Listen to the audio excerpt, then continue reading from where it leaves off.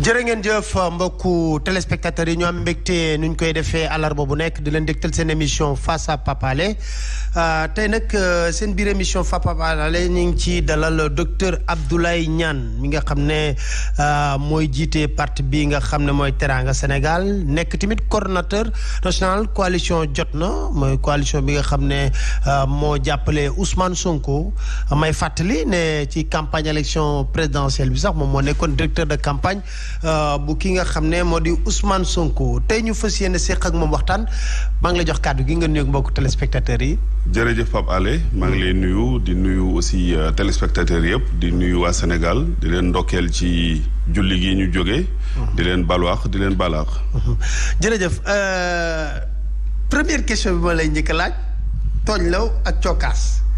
décret bi foo leen ci toll décret bi di coow li. waaw bon xam nga décret bi moom dafa wane ne mën naa am gars yi dañu jàpp ne Covid 19 bi loo ci génne rek mu nëbb ko. moo tax ñu def lu mel nii décret boo xam ne dañ ko génne wax ne day am président honoraire conseil économique et social bu ñuy jox xaalis bu bëree bëri jox la garde corps jox la rang protocolaire dans la république xëy ne loolu binduñu ko. xëyaat xëy daan ne waaw décret bi am na wante li ci nekk lépp nekkul ba pare moom daal dafa doy waar mu nekk benn puzzle boo xam ne kenn mënu ko xam actuellement te loolu day wane rek ne crise bi dafa jaxase état bi or état dëgg dafa war a régler crise bi ba pare régler marche normalu état bi malheureusement décret bi day wane rek li nga xam ne ñun ñëpp xamoon nañ ko désordre dafa am ci suñu république. mais désordre boobu xam nga li ma ci jaaxal moo di désordre bu demee ba nga xam ne dafay toucher le cœur de la présidence cellule de communication génne communiqué weddi na décret amul. nga xëy suba teel ñu ne la décret am na. mais loolu en terme de reniement en terme de wax loo xam ne du dul dëgg dafa garaaw. waaw mais mooy loolu c'est-à-dire que xam nga état dafa war a dox ci dëgg. su fekkee ne décret am na dañ ko war a assumer parce que am nañ droit jël décret consacrer ay avantages wala ñu consacrer benn situation juridique ñu teg ko. mais loolu bu fekkee ne dañ ko teg ci yoon. dañ ko waroon assumer bu teguwul ci yoon nag nëbbutu def ci am te nag mënoo nëbbu lu mel noonu parce que de toute façon tôt ou tard da doon feeñ donc dafa am benn affaire boo xam ne peut-être dinañ ci ñëwaat cuune li wolof di wax cuune dafa war a xaw a am ci ni ñuy doxalee réew mi actuellement loolu moo tax nag il faut ñu xoolaat suñu bopp parce que problème bi du ñoom kese léegi suñu avenir la donc il faut ñu toogaat teg mbir yi ci suuf xool naka la ñuy doxalee réew mi ba fa muy jëm nii baaxul. donc il faut ñu toogaat actuellement nekk di jàllax mbir yi di leen ko jiiñ di leen ko kii dafa jàll dañu war a toogaat balaa mbir yee ëpp loxo parce que lu mel ne décret boobu yëfu xale la à la limite alors que réew dañ ko war a yor ci dignité dañ ko war a yor ci rigueur. dañ ko war a yor ci rigueur moo tax ma lay laaj ban analyse ngay def si ñoom li ñu teg pour gérer crise bi ñuy dund de manière globale ban analyse nga ciy def. waaw man analyse bi ma ciy def analyse globale bi ma ciy njëkk a def. maanaam xool ni état di doxe xool aussi ni yeneen réew yi di doxe ma analyser noonu laay def léegi bi ma ko gisee damay xool ne départ bi wax dëgg yàlla mën nañ jàpp ne yoon ba ñu jëloon baaxoon na parce que dañu analyser président Macky Sall ne tekk gars yi mbir yi déclaré Wuhan étudiants yi nekk fa ñu ne ko da nga leen di jëli mu ne déet nañ leen tey. donc am dignité homme d'état am rigueur homme d'état ñu ne da ngay tëj frontières yi mu ne bu leen gaawantu xaar leen toog ba heure bi jot médecins yi wax ko homme de santé yi wax ko mu daal di tëj frontières yi daal ne Wuhan duñ jëli xale ya nañ leen jéem a jàppale ñu toog foofu mu nekk décision boo xam ne départ bi mën nga bañ a comprendre mën nga ko contre mais nag di nga ne kii kët dafa mel ne nekkul di céder à la pression maanaam day teg mbir yi ci xam-xam malheureusement aussitôt après dañu gis ay affaires yu jaxasoo parce que ministre de l'économie dafa génn daal di wax ci affaire force Covid bi wax benn fonds wu 1 milliard man jour boobu dama naroon daanu dama ne waa mais 1 milliard lu mu mën a régler ci lu mel nii ñu toogaat ci tuuti président génn daal di wax 1000 milliards mais ma ne nag kon ñii jaxasoo nañ parce que mënoo comprendre maladie bu déclarée en Chine ci fin 2019 nga am 2 à 3 mois pour xam ne mi ngi ñëw ci yow parce que boobu commencé na nekk pandémie dañ xam ne day ñëw Sénégal nga am temps wu concevoir xool comparer ba teg lu leer ba pare ngay jaxasoo noonu donc déjà foofu rek boo xamee ni état di doxee xam lan mooy prospective maanaam naka ngay taxawee di xool li ñëwagul nga jëm cee bàyyi xel di nga xam ne ñii kat dafa mel ne doxalinu cuune lañ nar a doxale léegi nag force Covid bi génn na nga gis ne chiffres yu ñu avancé daanaka amul consistance parce que dañ ne ci santé ñi ngi ci def 64 milliards ci personnel sanitaire boo xam ne amuñuy gants amuñuy masque infrastructure sanitaire amul ci dëkk bi nga ne 64 milliards sur 1000 milliards loolu doy na waar déjà booy xool rek chiffres yi da nga doon jaxasoo ñu ne léegi dañuy jël lu mat 60 milliards jënd ko ay ceeb ay diwlin ay sukkar loolu aussi man bi ma ko gisee dama ne nag ñii nag wax dëgg yàlla li ñuy def nii dafa mel ne ñi ngi commencé yab réew mi ndax réew mi mënoo leen a wër ñoom ñëpp nga jox leen ceeb ak sukkar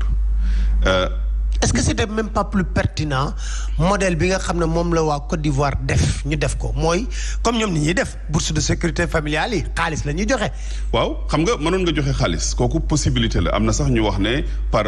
Orange Money wala Free wala leneen. voilà loolu am na ñu ko wax mais man dama jàpp ne sax li gënoon conséquent mooy ñu wàññi woon prix denrée de première nécessité yi. ñëpp mu laal ñëpp. surtout ñi nga xamante ne nii seen doole bariwul ba wàññee ceeb bi suukar bi diwlin bi dugub ji ak yu demee noonu dina laal ñëpp. deuxièmement doo am distorsion économique maanaam doo ñëw ci biir acteurs économiques yi nga jël ci ñenn nga def leen ay milliardaires tout de suite ñeneen ñi nga nërmel leen. parce que ñiy jaay riz ceeb waaw. ñi ngi fi ay ñoom Bokar Samba Dièye ak ñeneen ak Moustapha Tall ak ñeneen yàgg jàppale Sénégal yàgg jóg di daanu nekk doomi réew mi mais ñooñu bu lii jotee te ñenn ñi ami jafe-jafe yu ñëpp xam ak banque yeeg ak yeneen bu lii jotee mënoon nañ jël seen savoir faire ak seen ki woo leen waxtaan ak ñoom ne leen naka la ñuy indee ceeb ci réew mi te nag seen bénéfice ñu contrôler ko du doon loo xamante ne ni yéen da ngeen ci def affaire mais di ngeen ci am dara ba pare ñu fexe ba yeneen commerçant yi nekk ci gox-goxaat yi jot ci ñoom itam daal koy mën a jaayee en bon prix bu ko defee état subventionné ko jàpp naa ne sur le plan économique loolu moo gënoon consistant mais defuñu loolu dañu lancé ay marché en 48 heures jox ay nit marché yooyu ñooñu yor ci milliards. ay benn nit amay ñeenti marché. te ñoo xamante ni kenn xamu leen woon ci secteur yooyu donc loolu nit ñi wax nañ ko waxaat nañ ko CSS ngi fi di jaay sucre kenn joxu ko marché bi te ay milliers d'employés la am. ba pare ñoom ñu cotiser à hauteur de 1,2 milliard. exactement pour Covid bi. donc inconsistance dafa feeñ malheureusement Covid bi jàngat bi toujours mooy wane ne test la woon pour Sénégal. xam nga yàlla dafa xereñ dafa doy waar dafa ni muy seete même nit ki da ngay jekkam yàgg nga feebar loolu test la ci sa corps Covid bi nag dafa mel ne test la ci monde bi test la ci réew yi test la ci dirigeants yi test la woon Sénégal malheureusement suñu test boobu ñun dañ ko lajji parce que dafa ñëw brusquer ñu nekk situation d'urgence mel ne yàlla dafa bëgg a xool naka lañ man googu nag pour nga mën cee génn il faut nga maandu loolu la sëñ Mountakha wax sëñ Mountakha Bassirou li mu wax ne Covid bi mbindeef la ñun dañoo war a jaamu yàlla rafetal bu ko defee dina yàlla dinañ ci musal malheureusement rafetaluñu ci ni ñuy doxale suñu réew rafetaluñu ci décision yu ñuy jël moo tax ba léegi gisaguñu solution ci gestion crise bi. Très bien foofu laa lay wax ma ne gis naa ne le Sénégal ak structure sanitaire yi moom ak suñu plateau technique est-ce que attan na situation bi ñu jëm parce que dama dégg président Macky Sall mu ne il faut apprendre à vivre avec le virus ba mu ko waxee ba léegi dee yaa ngi gën a yokku cas yaa ngi gën a bëri ba tey ji soo xoolee jël nañ autoconfinement ne léegi toog leen seen kër li feebar. waaw xam nga gestion crise bi dafa am ay contradiction parce que déclaration 11 mai président ci la duggee ci xaw a desserrer l'étau maanaam bàyyi nit ñi daan ne waaw dañuy dund ak virus bi doxa médical maanaam kàngam yi nga xam ne ñi ngi ci mbirum kër docteur te ñu leen di dégg maanaam ñi nga xam ne ñoo yore pouvoir officiel bi muy professeur Seydi ak ñi ñuy gis ci télé bi ak ñeneen ñoom d'accorduñ ci loolu parce que dafa leer dafa am benn docteur bu tudd docteur Thior temps yële passé moom moo njëkk a annoncé ne il faut ñu ubbeeku vivre ak virus bi ba te fexe ba bu mu ñu rey parce que moom itam li mu wax dafa leer waxul ne nañ attaqué virus bi daf ne nañ vivre ak moom di continuer ba pare di jéem a protéger wu ci virus bi nit ñi génn di ko caricaturer naan way bu ñu defee loolu day am ay mais ñu tegaat ci ay quelques semaines président génn annoncé ne il faut que ñu dund ak virus bi mais bi mu waxee loolu liñ mën a seetlu mooy pays européens yi ñoom ñoo njëkk a annoncé loolu di ko def moom mu daal ciy teg ay fan daal ne nañ def loolu. dafay mel ne donc mimétisme dafay feeñ foofu te loolu jàpp naa ne gënul ci booy jiitam réew. léegi nag est-ce que politique boobu am na cohérence par rapport à li ñuy gis ci terrain bi amul cohérence parce que ministre de l'intérieur tey d'accordul kenn bouger. donc yow tu apprends à vivre avec le virus mais tu ne bouges pas donc les gens ne vivent pas dañuy toog seen kër nga cantonné leen confiné leen ci benn département wala benn dëkk am nañu voyagé woon sax delloowuñu ba léegi fa ñu doon liggéeyee ba pare nga ne lii kat mën naa am dina yàgg dañuy vivre avec le virus donc dafa amul cohérence entre politique sanitaire bi nga xamante ne nii moom la Sénégal war a jël ak yeneen politique économique financière et sociale bi nga xamante ne nii moom la réew mi nekk amul cohérence te cohérence nag bu fekkee amul ci kaw malheureusement day indi ay jeexital yu bari day indi coono yu bari. mais est-ce que c'est pas une démission de l'État en réalité demuñu ba toog xam ne daal faveur mënatuñ dara ñu démissionner complètement. non loolu nag bu ko nekkee c'est très dangereux te jàpp mu ne sax egg nañ ci niveau boobu parce que démission de l'État moom bu amee c'est la catastrophe jàpp naa ne li ma doon wax sànq. ñàkk xam am na ci. ñàkk am capacité de gestion publique am na ci. état bi itam doole jiñ ko waroon a jox maanaam jox fonctionnaire yi xam ak nit ñi nga xam ne ay sénégalais lañ yu seen loxo set ñu jox leen wax ak aussi askan wi ñi nga xamante ni ñoo leen représenté maanaam chef religieux yi parce que loolu aussi dañ leen a wàññi ca départ ba boolewuñ leen ci ñiñ doon waxal loolu yëpp nag boo ko deful doo mën dem xam nga dañu nekk Pape Alé ci monde boo xam ne monde bu compliqué la bu complexe la virus bi daf ko gën a wone monde bu complexe nag li la ciy génne mooy ngay waxtaan ngay diisoo chef religieux yi dañu am doole ci lu mel nii parce que ngëm-ngëmu nit ñi dañ ko laal virus bi dafa laal ngëm-ngëmu nit ñi te nag malheureusement politique yi nit ñi gëmuñu leen parce que dañu yàgg wax di waxeet ce qui fait que même virus bi ñu leen koy wax nit ñi dañoo nekkoon di ci reetaan ak di wax ak yooyu naan ndekete affaire bi amul ak yooyu parce que gisuñu leen ku leen ko wax ku ñu gëm malheureusement bi ñu demee ba ci biir ci gestion virus bi aussi ñu gën a mettre de côté la religion gis nga ñu ne ñu tëjoon mosquée yi ak église yi ak yu demee noonu actuellement ñu ne mën nañ ko ubbiwaat ci ay anam mais loolu yëpp ñàkk waxtaanoon la ak ñàkk jël suñu voie spéciale maanaam suñu mode spécial parce que ñun dañu war a jël suñuy politique publique sukkandiku suñu ngëm-ngëm fii réewu diine la quoi qu'on dise te bi ñuy jël mesures yooyu waroon nañ bàyyi bu baax religion diine ji parce que booba virus bi c'est vrai que war nañ koo kar mais nag bareegul woon ci réew mi donc am na noo doon waxtaanee ak chef religieux yi ñu comprendre nga wax leen kañ la ñuy ubbi ak yan anam la ñuy ubbee ñu comprendre mais dañ leen a waxoon rek da ngeen di tëj ba nit ñi commencé wax naan lii day ñoom sëriñ su baax si fi nekkoon li tax ñu doon xeex gi et cetera di leen jaxaseeg nit ñi ba ñoom itam ñu engagé wu te loolu day nërmeel kàddu nguur te nguur warul nangu loolu te li tax du ko nangu nag dafa war a xalaat ëllëg jëm leen cee boole bu ko defee décision bi nekk une co-décision maanaam nit ñi jëlandoo ko bu ñu ko defoon rek duñu am problème. Est-ce que le relâchement n'est pas dû au fait que l'État veut privilégier la reprise économique? waaw xam nga loolu dafa bokk ci éléments yi d'ailleurs gis naa sax sa benn invité temps yi passé mu wax la ko ne France dafa ubbi économie am. waaw te tubaab yi ñoo yore tissu productif maanaam économie bi lu ci bari ñoo ko yore donc il faut que ñoom itam ñu ñëw continuer seen liggéey moo tax gars yi ubbi bon bu nekkee loolu c'est tellement léger de la part de l'État mais jàpp naa ne éléments yooyu ci la bokk beneen élément bi aussi mooy économie bi bu tëjoo nit ñi dootuñu dund gu sell dootuñu amati lu ñu suturloo loolu aussi mën na indi ay remous sociaux mën na indi ay jax-jax ci réew loolu tam gouvernants yi c'est normal ñu bàyyi ci xel donc volet économique bi bokk na ci éléments yi tax ñu tijji pression sociale bi aussi pression religieuse bi bokk na ci éléments yi tax ñu tijji maintenant jàpp naa ne aussi bi ñu analyser dëgg-dëgg sur le plan mondial xam nañ ne virus bi mën naa am du gaaw a dem et que bu ñu toogee nii tëju li muy yàq mooy ëpp li muy defar moo tax ñu ne nañ ubbeeku te loolu nag jàpp naa ne spécialiste santé publique yi ko waxoon depuis longtemps waroon nañ leen a déglu boolewaat leen ci mbir mi bañ a jël rek benn catégorie wala benn réseau daan ne yéenay jiital ñoom ñu jiital seen xelu bopp. donc réew boo koy diriger aussi da nga koy def ci ñëpp ñi nga xamante ne ni am nañ xam-xam ci mbir mi nga woo leen surtout bu fekkee bokkuñu fuñ jëm parce que ci la ñuy amee équilibre ci gestion bi. mais boo jëlee benn catégorie rek nga jiital leen ëllëg booy tourner day metti te loolu moo ñu dal fi mu ne nii. est-ce que foog nga ne les décisions économiques yu ñu jël par rapport ak 1000 milliards yi c'est des décisions économiques pertinentes parce que yow ama ci xam-xam. waaw xam nga man li ma jàpp mooy booy xool pàcc 1000 milliards yi ni ñu ko def wax naa la ko sànq.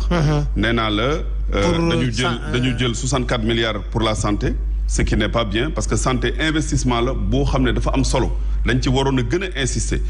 surtout wane na ko ci feebar bi. exactement surtout que ñun prévention politique de prévention la ñu opté donc prévention boobu li ñu waroon def mooy jox niti kër docteur yi ay gel ay masque yu baax jox leen jënd ay. combinaison yi machine de respiration yi yooyu yëpp la ñu waroon a jël à la limite la moitié ñu def ko ci ba Sénégal ne gongu taxaw bu ko defee nag comme ñun. mënuñu def confinement parce que suñu économie mayuñu loolu ñu jënd matériel jox nit yi kër docteur yi doole ba pare bàyyi nit ñi nag ñuy vivre avec le virus. c'est-à-dire décision bi ñu am nii bi ñu jël nii nga xam ne fi mu ne cas yi gis nga ni muy bare dañ ko waroon a def bu fekkee ne kër docteur jox nañ leen doole ba pare mais malheureusement mën nañoo xaw a tiit parce que cas yi mi ngi ëpp ñi ngi naan nañ ubbi nit ñi dox. te kër docteur ba léegi joxaguñ leen doole yi ñu leen waroon jox boo demee ci centre de santé yeeg yooyu da ngay xool ne nit ñi maanaam benn masque sax bu ndaw amuñu ko amuñu gel man Touba laa jógee bërki démb centre de santé yi ma wër yëpp xam naa leen mais amuñu dara léeg-léeg man ak samay morom ñooy jënd ay gel jox leen wala dara te buñ koy jël dañ koy njëkkante loolu dafa doy waar te ñoom ñi ngi vivre avec le virus actuellement. Absolument. Nit ñi di ñëw ci ñoom léegi nga jël sur le plan fiscal dañuy jël 200 milliards. jox ko mbirum lempo mi ci jox yooyu am na lu ñuy wax remise fiscale maanaam bu fekkee ne ay genre grâce lay doon bu fekkee ne da nga yore loon lempo xaalis ba décembre 2019 ñu may la ko ñu bàyyee la ko parce que dañ ne da nga sonn donc li nga yore loon état daf la koy jéggal mais loolu ban base lañ koy defee ba léegi kenn waxagul naka lañ koy defee kenn génnewul kayit yi parce que dafa waroon am ay arrêté ak ay textes yu expliquer décision président boobu ba léegi kenn gisagul dara ñu ne aussi dañuy jàppale entreprise yu ndaw yi. PMI entreprise yu ndaw yooyu yu ci bëree bëri yi ñuy jàppale yi ñu wax ne ñoom la ñuy jàppale mooy yi am dossier fiscaux mais ñi nga xamante ne nii informel la kenn boolewu leen ci mbir mi loolu nag mën nga wax ne effectivement informel bi dafa jot ñoom itam ñu xalaat seen bopp. bokk ci li état bi teg di fay impôt nit ñi xam leen nga xam ne bu coono amee dinañ leen mën a tenir en compte loolu moom effectivement kenn li droit di wax nul ne peut se prévaloir de sa propre turpitude nit mënul juum ba pare njuumte loolu loraange fekk ko ca mu naan ñëw leen jàppale ma donc loolu moom mën na nekk léegi dernier élément bi mooy mécanisme gestion des 1000 milliards niñ ko tegee maanaam comité de suivi bi niñ ko tegee bàyyi ba lancer marché yi ba pare ñëw indi leen pour ñu def faire valoir loolu ñëpp wax nañ ko rafetul waruñu ko woon def malheureusement moo nar a indi aussi ay problème ëllëg parce que ñi ci nekk ci biir ñi ngi leen di taxal ci ay per jëm ak lu ma xamul donc ëllëg rapport bu ñu génnee nit ñi dinañ ci douter. non rapport bi dañ ne rapport bi président rek moo ko moom déjà donc c'est pas destiné au peuple sénégalais. rapport confidentiel lay doon donc ce qui fait que finalement. la question de la transparence se pose te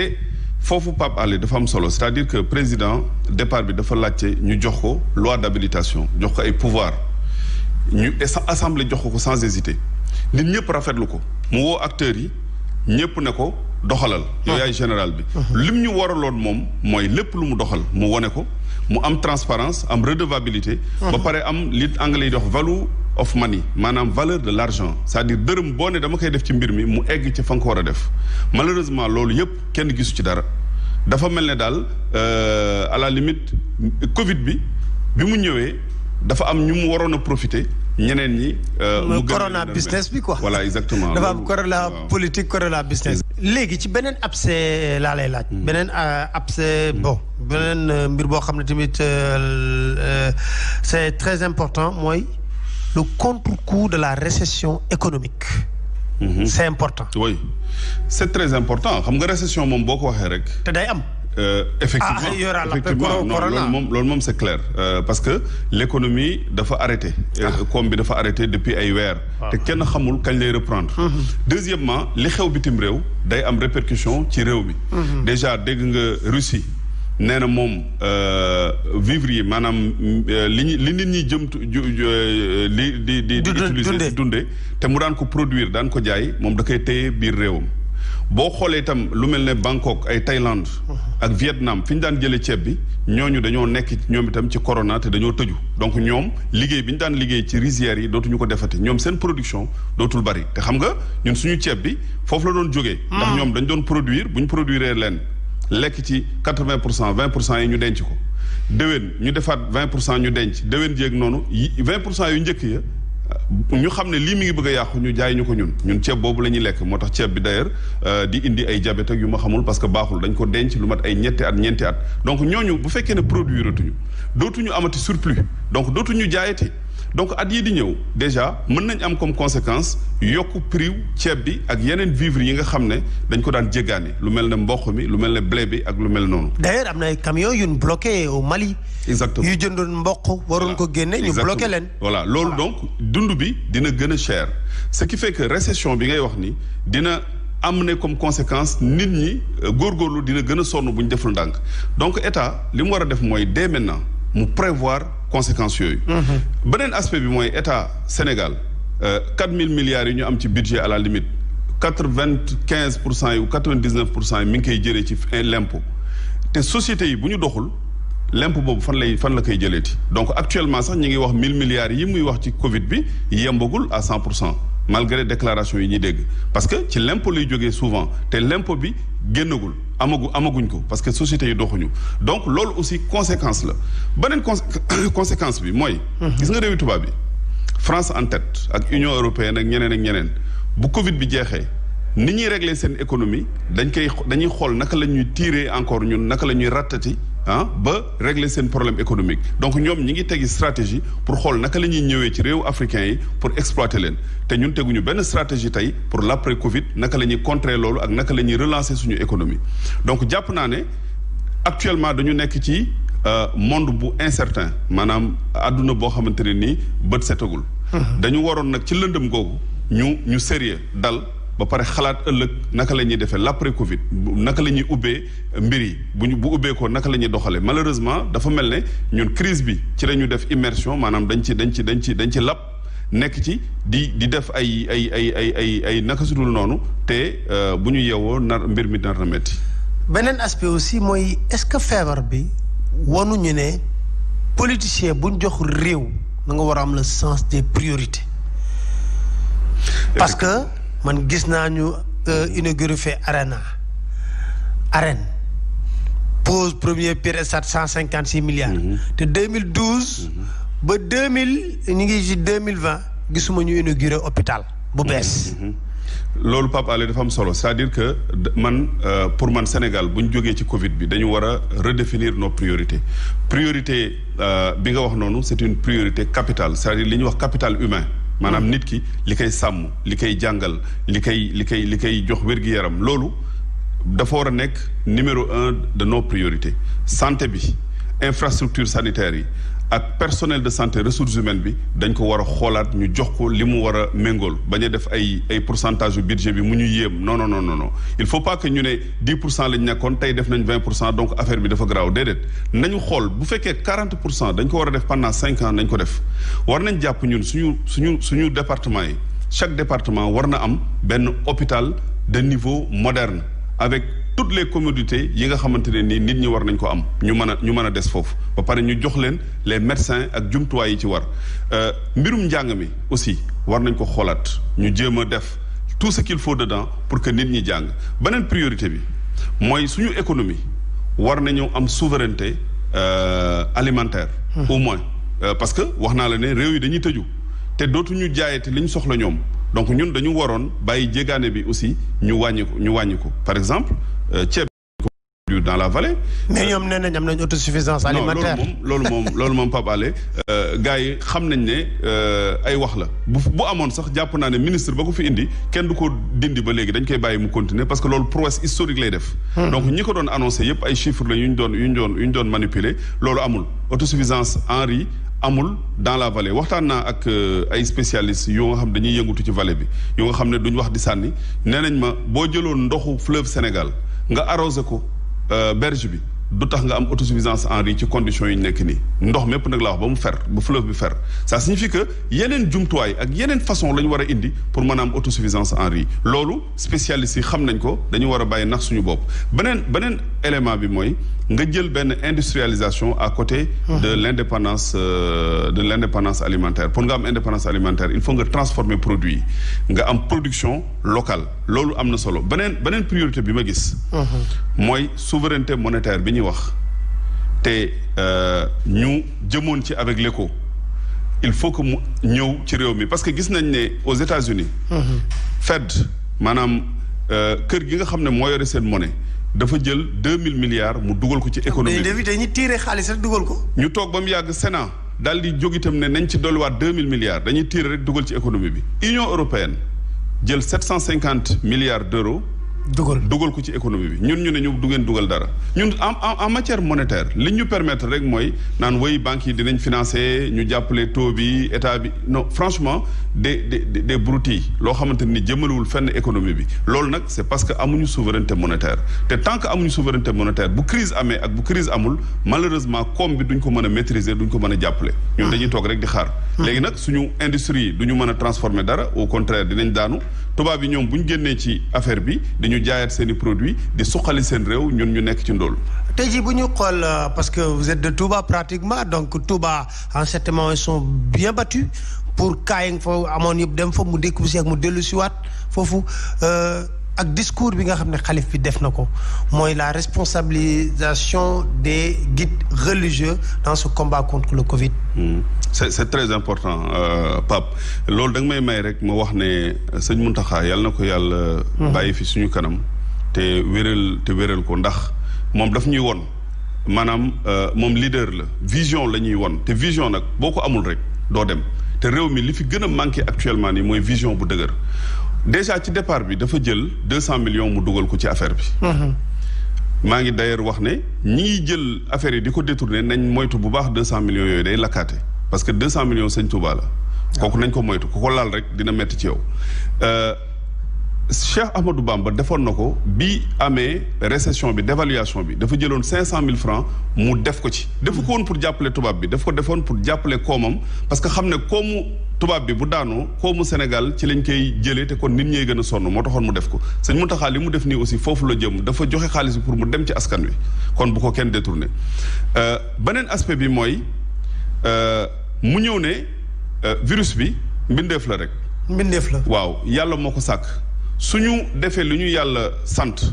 dina ko fi jëlee bu jotee loolu tam c'est une vision loolu parole suufi la bu profonde bu diis donc nañ leen bàyyi xel ñoom ñooñu mën a jox yoon bi parce que dañu tëj mosquée yi ak église yi ak yeneen ba pare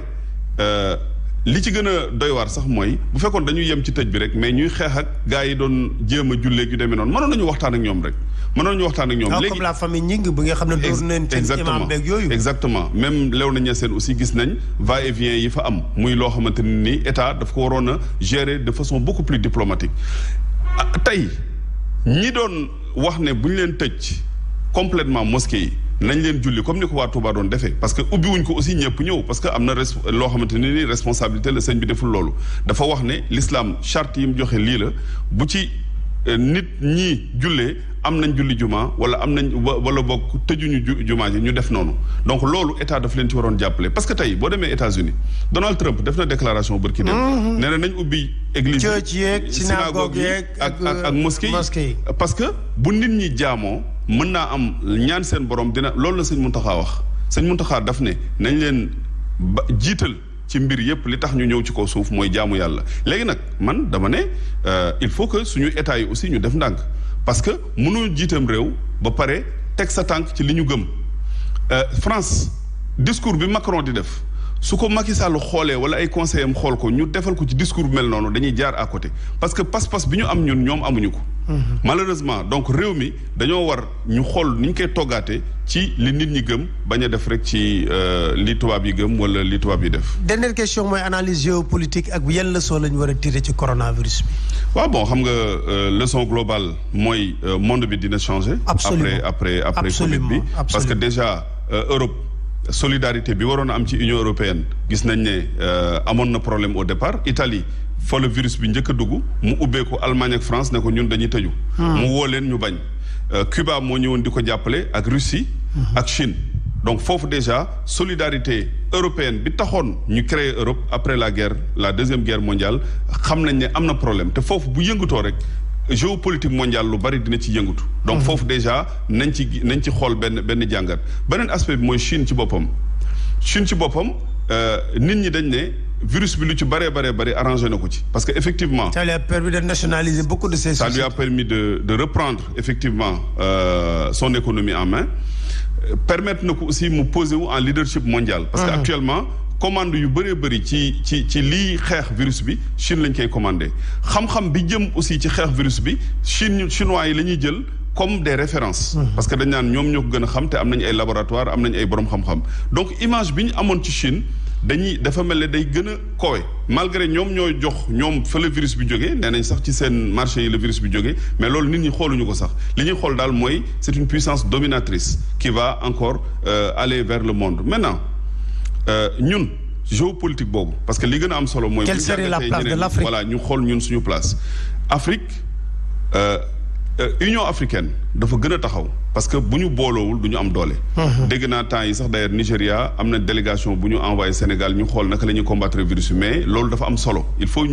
Afrique nekk benn peuple Madagascar seen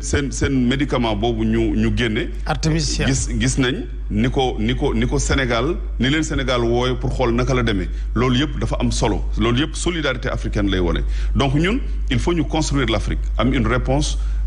intégrée par rapport aux agressions mu nekk crise bi mu nekk beneen crise bu ñu amul réponse intégrée boobu day des maintenant li ci des nag mooy ñun suñu économie Sénégal ñu defaraat ko wax naa ko sànq suñu agriculture ñu gën ko jox fayda xam ne amuñu leneen lu dul loolu mu nekk sur priorité. dooleel tamit suñu secteur privé. dooleel suñu secteur privé ça c'est capital. parce que secteur privé boobu moo mën a investir d'ailleurs. moo mën aussi bu crise amee ñu am résilience maanaam résilience bi ñuy wax. nekk ak virus bi pendant longtemps sans mu faagaagal ñu loolu il faut que nga dëgër balaa nga koy man malheureusement boo dëgërul day jafe di nga ci bàyyi lu bëree donc bari na daal ay sur le plan monétaire aussi effectivement wax nañ ko sànq. souveraineté monétaire ñu am souveraineté monétaire bu wér ba mën a agir sur l'économie tant que amuñu élément yooyu yëpp ba pare nag rafetal ci doxalin wi. parce que loolu yëpp aussi bu ñu ko amee te transparence amul tey dañu waroon a am benn internet. boo xam ne ñi jot ci ceeb beeg yëpp dañuy bind seen tur bind nombre de kilos yi nga xam ne yow mi nga xam ne journaliste d'investigation nga. soo bëggee xam li ñu jox population bi da ngay gis ne jox nañ Modou Ndiaye habitant Touba Darou Khoudoss carte d'identité tel 20 kilos ceeb nga def total bi xam lan moo dem ci population bi Modou Ndiaye moomu ñu def ci numéro téléphone am éventuellement je sais pas monde bi ñu nekk monde virtuel bi ñu nekk monde transparence la. te transparence boobu dafa war a nekk réalité. dañ ko war a utiliser ci suñu jumtuwaay yi ñuy gérer réew mi duñ xaar ba France di ko def ñu koy def nañu def li ñu war a def ñun parce que France li mu am ñun amuñu ko xaalis bi ñuy def 1000 milliards yi ñuy def ci force Covid bi c'est le quart de notre budget donc niñ ko war a doxalee dafa war a leer mu leer nañu dernier point bi may wax ci côté économie bi mooy réserve yi ñu amoon France ñu ne woon jël nañ ko indi mais réserve yooyu pourquoi dugaluñ ko ci biir économie bi nañ ko jël ñu dugal ko ci économie bi. parce que loolu aussi ñun ñoo ko moom te crise bi la doon xaar léegi nag dañuy xaar France nañu dugal leen ko fii wala dugal leen ko fële nañu jël suñuy responsabilité ñu doxal suñu réew. très bien docteur Abdoulaye Niane maa ngi lay sant di la gërëm mais fàttali na yaay président Teranga Sénégal nekk en même temps coordonnateur coalition Jotna bu Ousmane Sonko si ñëw bi nga ñëwoon tey ji biir émission face à Pape Alé di sant di gërëm mbokku téléspectateurs yi di leen dig daje àllarba ak beneen gan seen émission face à Pape Alé seen chaîne de télévision la Sen TV incha allah jërë ngeen jëf. merci. CCBM Automobile, représentant exclusif de la marque Volkswagen et de Great Wall, numéro 1 des ventes en Chine, vous a offert face à Pape Alé.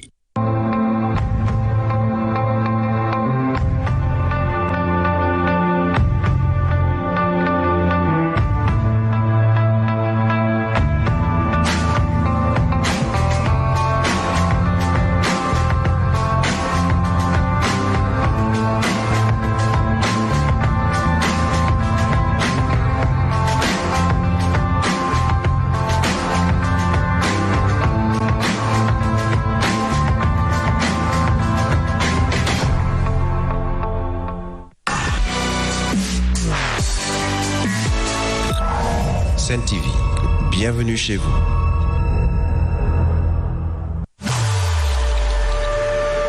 Bonjour à tous, bienvenue dans votre magazine santé. Virus